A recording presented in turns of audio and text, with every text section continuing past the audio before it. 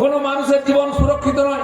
আমাদের মা বোনেরা যাদের সম্মান বাঁচাবার জন্য ওপার বাংলার থেকে আমরা এখানে চলে এসেছি, যে ঠাকুর দেবতার সম্মান বাঁচাবার জন্য চলে এসেছি, রাত্রিবেলা হেরিকেন জ্বালিয়ে দিয়ে, রেডিও চালিয়ে দিয়ে, সেই মা বোনদের সম্মান সুরক্ষিত নয়।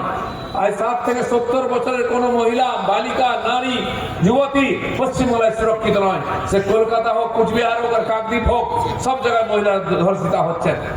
কোন জেলাতে আজকে ঠাকুরের মন্দির সুরক্ষিত নয়। মন্দিরে চুরি করা হচ্ছে গয়না, মন্দিরে মূর্তি ভাঙা হচ্ছে, মন্দির ভাঙা হচ্ছে।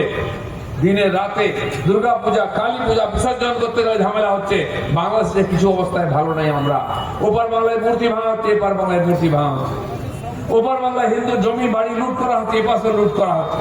ওপার বাংলায় মায়েদের উপর অত্যাচার হচ্ছে, এপার বাংলায় লুট হচ্ছে। মমতা ব্যানার্জি চাইছেন এপার বাংলা ওপার বাংলার বর্ডারটা তুলে দিয়ে বাংলাদেশ অখণ্ড বাংলার প্রধানমন্ত্রী হতে। এখানে 42টা সিট জিতলে তিনি হতে পারবেন না, তাই মিলিয়ে দিতে চাইছেন প্রধানমন্ত্রী হওয়ার। কিন্তু আমরা ভারতীয় জনতা পার্টির কর্মীরা যতদিন আছি এটা সম্ভব হবে না। তাই